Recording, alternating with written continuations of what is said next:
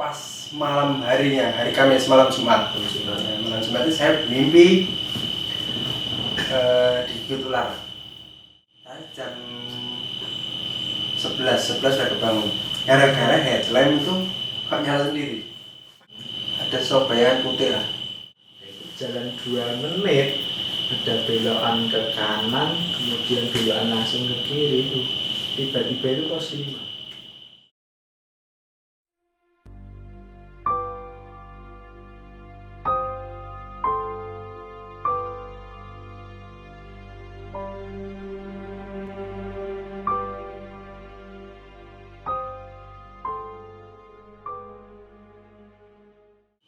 Assalamualaikum warahmatullahi wabarakatuh. Halo teman-teman, apa kabar semuanya? Ini adalah konten pertama tentang cerita mistis maksudnya di channel kami Third Season, dan mengucapkan terima kasih kepada teman-teman yang selalu mendukung channel kami. Terima kasih atas subscribe-nya, kemudian like-nya, dan juga komentar-komentar yang bagus. Kemudian ini di samping saya ini ada siapa, Mas? Mas Noro. Mas Noro. Ya. Jadi kemarin itu kita melakukan pendakian ke Gunung Slamet ya. Iya. Kemarin kita berangkat tanggal 25 Februari.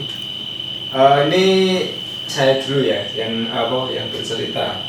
Soalnya yang awal-awal nanti aku cerita, kemudian nanti Mas Norong juga cerita awalnya gimana. Kemarin itu tanggal 25 itu yang malam Sabtu, jadi hari Jumat malam itu kita berangkat. Rencananya itu habis Isya ya, sekitar setengah 8, jam 8 lah rencananya. Tapi karena di situ kita seperti biasa persiapannya agak molor, jadi kita akhirnya berangkat pukul 9 malam, dan itu pun cuacanya sangat deras hujannya. Oh iya, kemarin kita itu berangkat berempat. Ini saya sama Mas Norong, temennya Mas Norong itu namanya Mbak Ningsih. Kemudian yang satu itu namanya Mas Nurban. Jadi kita berangkat berempat dari Jogja. Nah itu kita lewat Kebumen, lewat Brebes. Kemudian sampai di sana itu sekitar pukul 3 dini hari. Itu tidak ada kejanggalan sama sekali. Saya tidak merasakan apa-apa, cuman ya di jalan itu biasa, maksudnya ya hujan, kita pakai mantel, copot mantel, pakai mantel, seperti itu. Oh, ada satu kejanggalan, sepatu yang itu ya second tapi baru. Itu belum saya pakai tapi kok udah rusak. Itu sebenarnya kejanggalan ya Mas Norong, tapi mungkin karena kualitas sepatunya mungkin. Menurut saya itu sepatu lumayan, tapi kok belum tak pakai udah rusak. Nah itu saya juga kurang tahu. Nah, paginya itu saya karena nggak ada sepatu, akhirnya sewa di sana gitu. Kalau sampai di base camp ya seperti biasa paginya, memang rencananya itu kita naiknya itu udah pukul 10 siang, 10 pagi atau 10 siang, 10 ya atau pagi? Pagi dong. Oke. 10 pagi itu kita berangkat rencananya, tapi agak terlambat sedikit karena ya biasa malas bangun. Itu pun di base camp itu udah tidak ada pendaki lain, jadi tinggal satu kelompok ini kita sendiri. Mungkin itu cerita sampai di base campnya dulu. Lanjut ke Mas Norong yang dialamin mungkin dari perjalanan awal sampai ke base camp itu seperti apa? Jadi awalnya kita mau berangkat 12 orang ya? 12 orang. Tapi yang berangkat cuma dua dua aku kowe. Yang dua kan tambahan dadaan. itu. Hari Kamis ya? Hari Kamis prepare hari Kamis ya? Prepare hari Hari Kamis. Hari Kamis pagi sampai siang prepare. Nah, tapi pas malam harinya, hari Kamis malam Jumat. Malam Jumat itu saya mimpi digigit ular. Mimpi digigit ular. Nanti masih sebelah mana? Sini. Di paha kanan. Terus bangun-bangun tuh ya emang merasa sakit. Sininya. Sakit. Di paha ini emang sakit. Oh iya. Tapi kan saya nggak cerita dan nggak bilang sama teman-teman yang mau berangkat. Takutnya nanti pada berpikir yang enggak. Tapi kalau saat perjalanan dari rumah sampai ke base camp, kalau saya nggak merasakan ada kejanggalan apapun lah. Jadi sama ya masnya, nggak Iya. ada apa-apa. Terus kalau aku kemarin pas sampai pos 3 kan kita kan di pos 3 ya. Rencananya kan ini kita camp di pos 5. Soalnya kan kalau Sami tidak terlalu jauh, tapi perjalanan juga waktu kita kalau menurut estimasi di saat ini di tempat registrasi itu kan kita nyampe, tapi ternyata pas sorenya itu hujan. Kita itu berangkat dari base camp itu pukul setengah 11. Jadi yang rencananya jam 10 kita akhirnya setengah 11 dan sampai di pos 3. Kita sampai di pos 3, hampir pos 3 itu hujan. Kita sampai di pos 3 itu sekitar setengah 5. Jadi setengah 5, yo lambat banget. Soalnya ada ceweknya. Setengah 5 lah rencananya itu kita mau tetap lanjut sampai pos 5. Soalnya itu tadi pertimbangannya jarak dari pos 5 ke puncak itu enggak terlalu jauh. Kalau dari pos 3 itu lumayan jauh. Nah, setelah itu setengah 5 sampai sana kita memutuskan untuk camping di sana itu udah jam 6. Nah, pas hujan terus itu kita diriin tenda biasa, tapi ya wah gak enak banget itu. Dingin banget. Dingin banget. Mau maksain ke pos 45 nanti malah takutnya kita berhenti di pos 4 kesampaian, padahal pos 4 nggak boleh di Samarantu itu nggak boleh bukan. Akhirnya di pos 3 itu seperti biasa kita makan, terus istirahat, terus paginya summit ya. Nah, paginya summit itu pukul Setengah 3. Ya rencananya mau jam setengah 2, tapi kita akhirnya berangkatnya setengah 3. Tapi di tempat kita camp pos 3 ya? Nah, pos 3 itu kan kita camp makan lanjut tidur ya tuh. Nah, saya jam 11 udah kebangun. Gara-gara headlamp itu kok nyala sendiri. Padahal tadi mati udah Ya mati. Headlamp nyala sendiri, terus tak ambil tak matiin. Matiin setengah jam kemudian kok nyala lagi. Tuh. Mungkin headlampnya rusak. Mungkin konslet lah. Konslet basah karena kejadian. Bisa. Ya itu kesengaja. Dan sampai jam 1, dari jam 11 sampai jam 1 saya nggak tidur, udah nggak bisa tidur. Ya, sampai jam jam 1 bangunin, terus jam berapa ya, sekitar jam 1:30 atau jam 2 ya, kita sarapan dulu. Iya. sarapan, prepare, dan ya itu 2:30 lanjut summit. Nah itu yang kalau kemarin dari ceritanya Mas Norong itu katanya itu ngerasain kejanggalan yang lebih aneh lagi itu dari pos Empat. pos 4 ya, Ya, dari pas summit itu. Ya. Pas summit itu dini hari itu kita summit itu katanya merasakan mengalami kejanggalan-kejanggalan.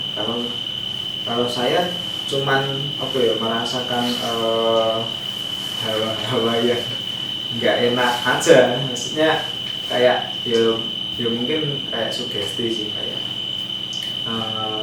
katanya di pos Samarantu ya, pos 4 itu katanya kan pos paling angker. Nah, itu tapi kalau saya cuman ngerasain kayak merinding gitu. Nah, tapi mungkin Mas Norong nyeritain yang lebih.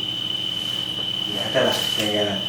Itu dari pos 3 ke pos 4 itu di perjalanan nggak merasakan kejanggalan apapun. Aman berarti. Aman. Nah, Sampai di pos 4, pos 4 juga masih aman, tapi hawa yang saya rasakan sudah tidak enak. hawanya gimana? Hawanya ya semono kae lah. Terus Beda karo pos-pos yang lain dari tempat yang lain. Dan pas lanjut perjalanan dari pos 4 Samarantu ke atas paling 5 meter lah. Nah, saya merasakan apa ini, rasanya pokoknya sudah nggak enak banget. Nah, terus tiba-tiba saya mendengar depan gitu ya, ada sosok bayangan putih lah, bayangan putih ya agak besar lah, cuman bayangan lewat gitu aja. Yang itu yang pertama. Jadi yang pertama itu di ini ya, kalau teman-teman yang udah pernah ke Gunung Slamet kan itu ada pohon besar, kemudian tulisan Samarantunya kan di plang itu, di pohon itu kita naik dikit itu kayak ada belokan. Nah, itu sama belokannya itu ya pertama pas belokan yang ini putih-putih. Yang pertama. Tapi itu sosoknya itu kelihatan nggak, apa kayak gedenya itu seberapa?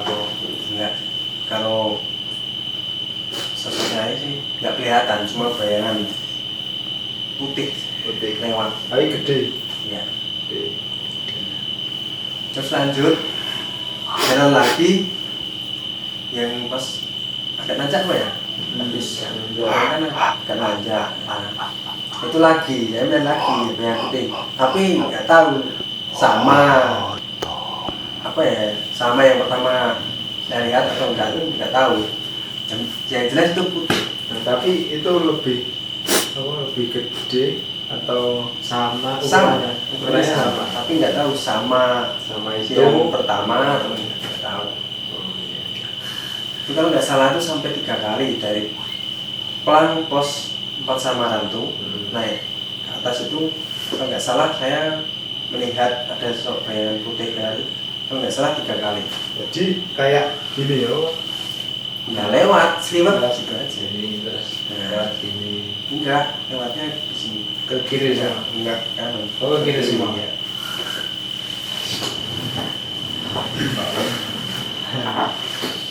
Oke, terus lanjut. Nah tadi setelah lihat tiga bayangan bayangan itu, lewat. itu berarti belum ini loh. Kan kita ketemu itu loh sama apa? Di atas pos 4 kan ada 2 tenda atau 1 tenda ya? 2 tenda. Itu berarti sebelum itu. Tapi pas di situ ada nggak? Ada lagi ya? Enggak. Cuma di atas pos 4 itu, karena paling cuman beberapa meter aja dari Nggak pohon jauh. sempat nggak jauh. Kemarin juga ada videonya, soalnya kan katanya di Samarang itu kan kita nggak boleh istirahat terlalu lama ya. Jadi aku buat video dari bawah sebelum Samarang tuh, terus ke posnya Samarang tuh, terus tak tag videonya sampai ke atas belokan itu tadi. Tapi aku juga nggak tahu juga ini di rekamannya itu ada atau enggak. Tapi kayaknya nggak ada juga, nanti tak buka lagi kan. Ya itu kan pas sampai pos 4 Samaran tuh yang katanya itulah. Karena kan saya di belakang sendiri ya sama Mbak Ningsih di cewek itu. Kan temenin Mbak Ningsih foto-foto lah, foto-foto pos.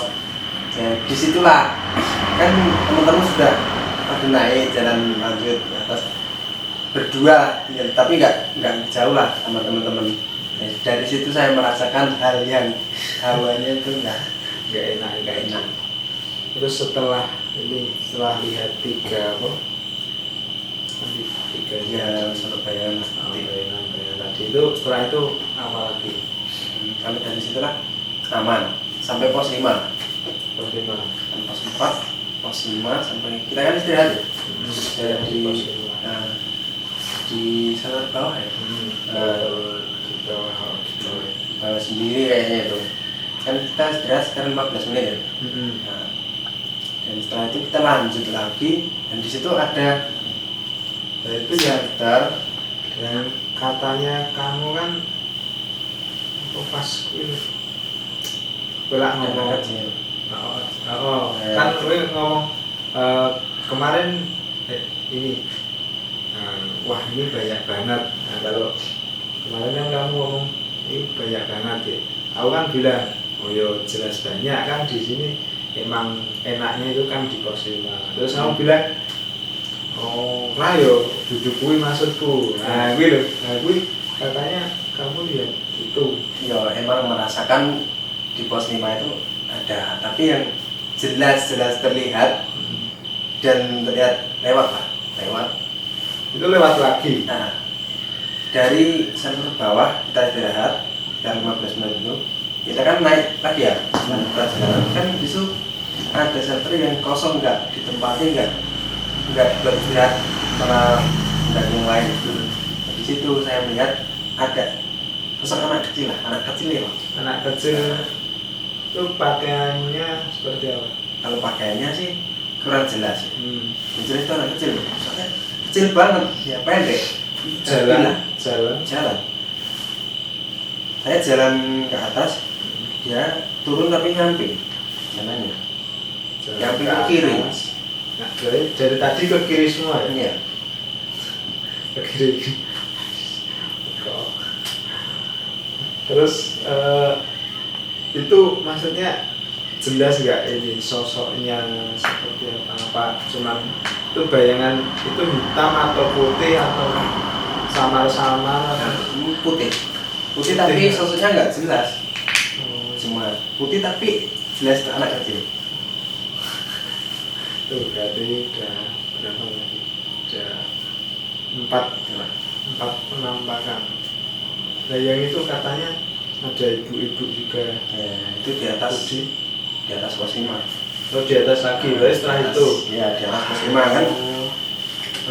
Itu kan ada warung ya, warung. Nah dia warung ke atas kan jalannya kayaknya gini ya, bercabang gini ya, tapi jadi satu. Gini ya, gini terus jadi satu.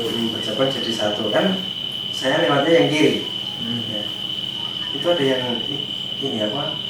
Barengi lah, barengi. Jadi pas naik gini kamu kiri, terus yang kanan tuh ada yang ikut naik lah, barengi, jejeri. Karena itu kalau menurut saya sih sosok udah tua lah. Iya, pakai yang bawah tuh nggak pakai jari lah, kemben. Kayak pakai kemben.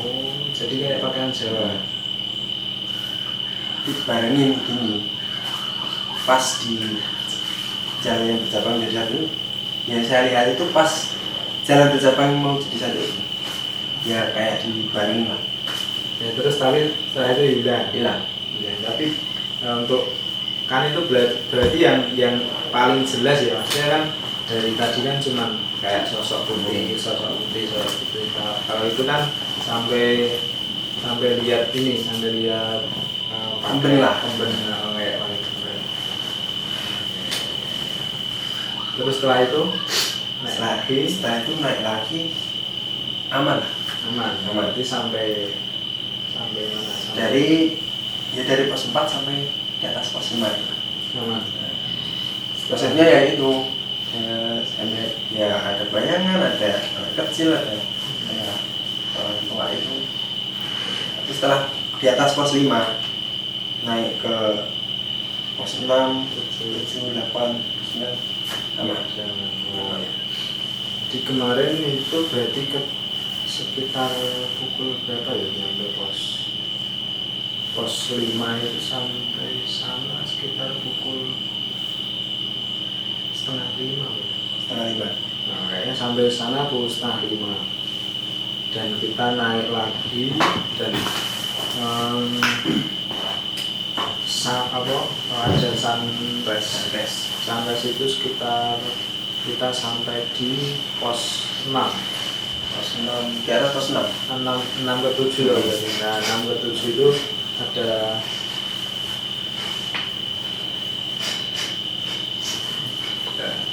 nah kita itu kemarin itu sunrise itu di pos 6 sampai ke 7 ya. Nah setelah itu 7, 8, 9, nah kita itu terpisahnya itu di pos 9. Jadi kemarin itu karena Ningsih itu kan cewek, nah kemarin pas di pos 9 itu kabut gede banget, tapi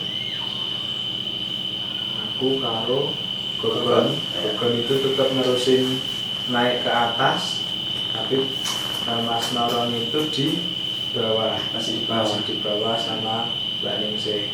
Nah, kita kan barengan sama pendaki-pendaki dari Jawa Barat, open tripan itu anggotanya kayaknya yang kurang lebih 20-an lebih lah.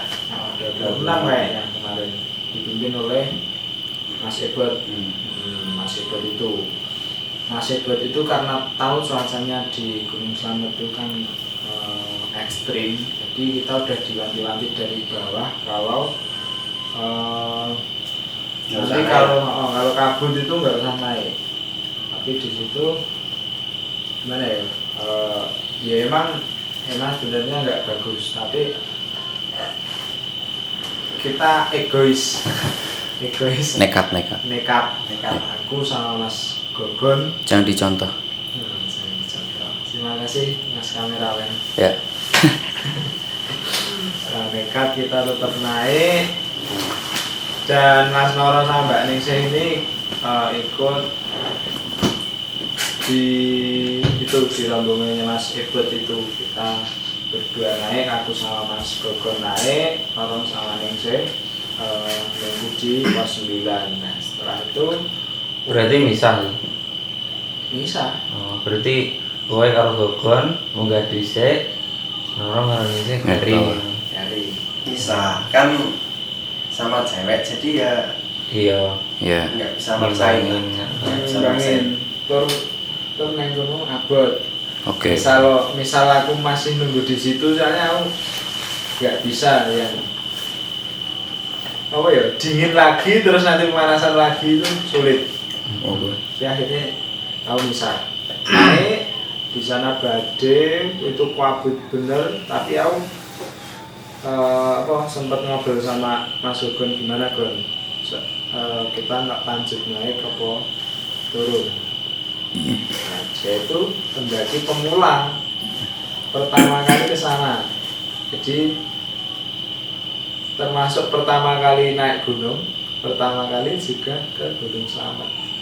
Nah, dia cuman ya udah ngikut aja. Nah kan di situ akhirnya tanya sama orang yang turun, ada yang turun.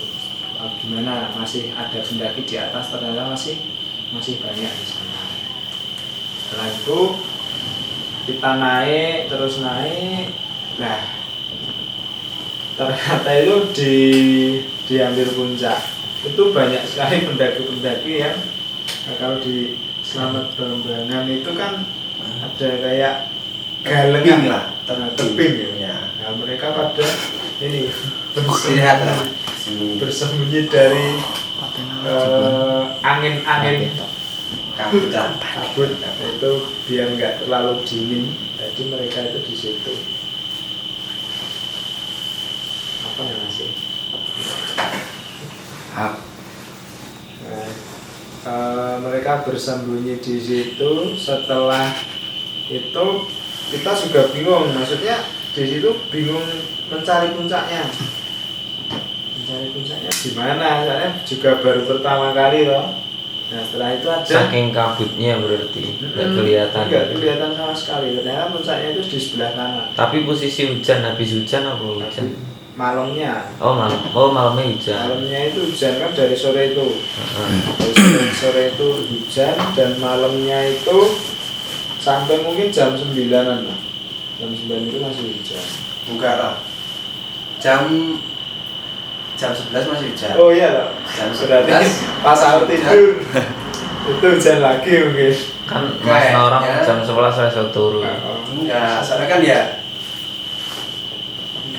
udah kebangun nggak bisa tidur, ya sekalian jadi satpam lah, Apa nih? jaga lah, terus jaga lah. Jaga-jaga.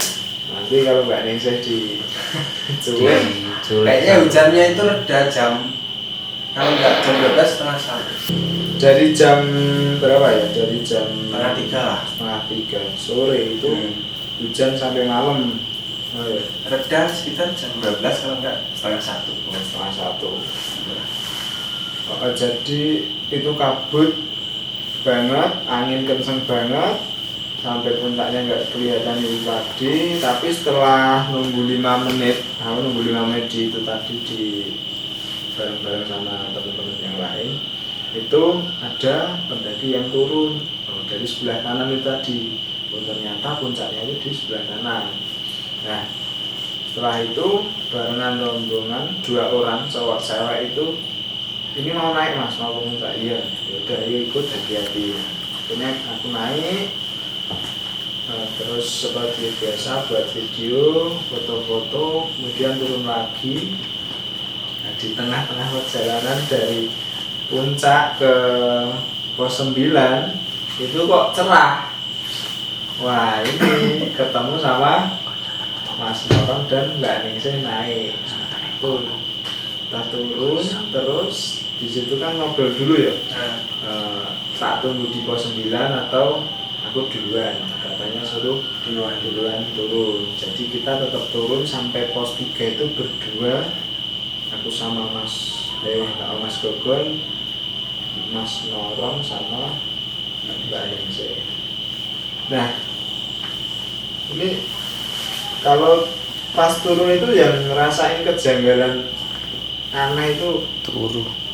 aku agak aneh. Ya api. Ora, nah, itu ada ini manusiawi tuh.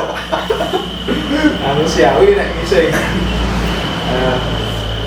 Pas turun itu pos 9. Yang aman ya pos 9, pos 8. Baru pos 8, pos 7. Pos 7 kita kan ngobrol ya. Ya maksudnya dari atas emang udah ngobrol. Tapi pas pos 7 itu turun menuju pos 6 itu kan kita ngobrol. Ndah men Langsung pos. awake dhewe langsung pos 5. Nah, kita itu jalan 2 menit. Jadi setelah ngobrol itu nah enaknya gini sampai pos 5 ya. Tiba-tiba pos 5 di depan kan enak. Nah, itu jalan 2 menit, ada belokan ke kanan, kemudian belokan langsung ke kiri itu. Tiba-tiba itu pos 5. Padahal udah itu kan pos 6. Aku sampai tak lihat videonya di GoPro itu kan tak lihat tadi itu ada pos 6 enggak.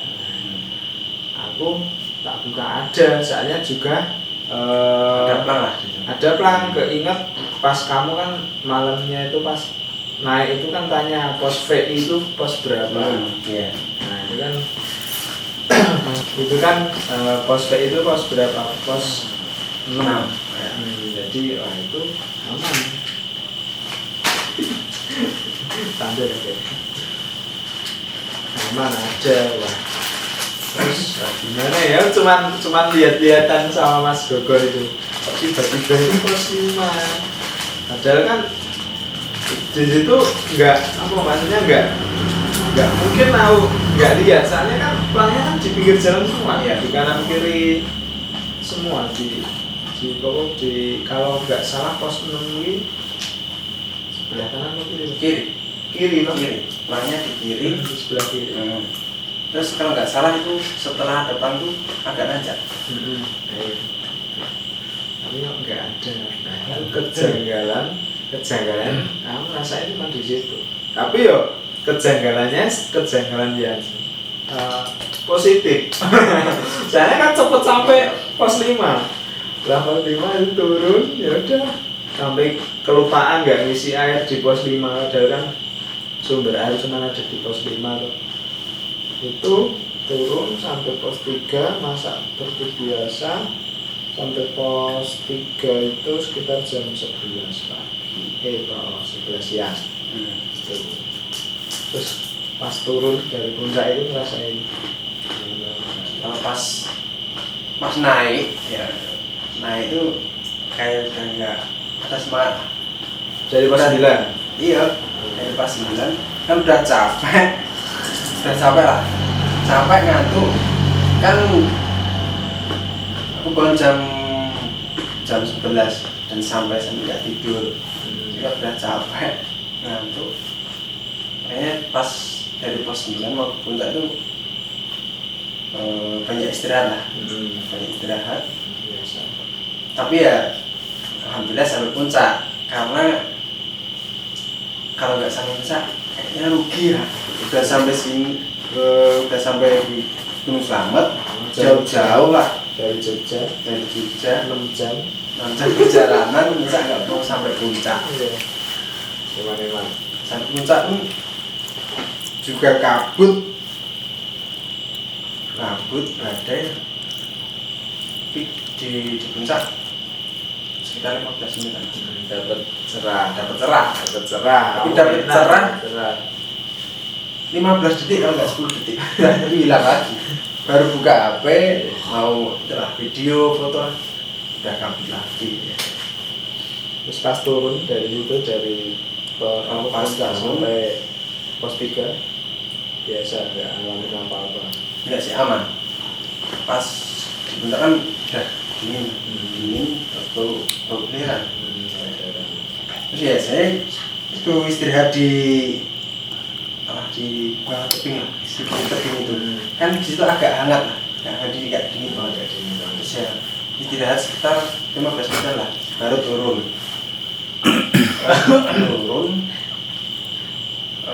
Dari puncak sampai pos 3 itu enggak ada kejanggalan apa, aman.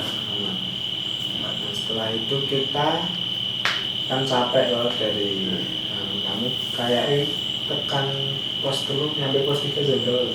Jam 1 siang, capek, kita makan, istirahat dan prepare, dan sorenya itu hujan lagi. Akhirnya kita berangkat dari pos 3 ke base camp. Turun itu pukul 5:30.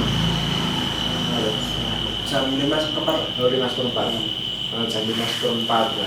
Dan lanjut kita dari pos 3 turun itu pukul berapa? Jam 5:15 menit lah. 5:04 kita turun. Nah, terus di situ kita nemu apa? Berarti kan nemu gelap. Dan di situ yang udah pernah ke Gunung Slamet, rasanya kegelapan di Gunung Slamet pukul segitu, wah di sini kan rimbun penuh apa, pohonnya gede-gede, terus auranya seperti itu.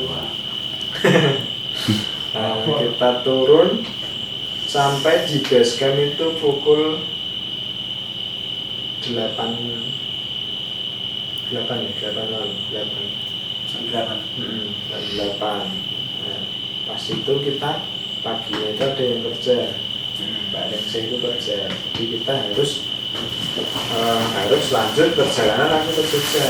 Tapi kita istirahat capek itu setelah perjalanan 1 jam dari base camp pulang itu capek, kita dari masjid istirahat di masjid.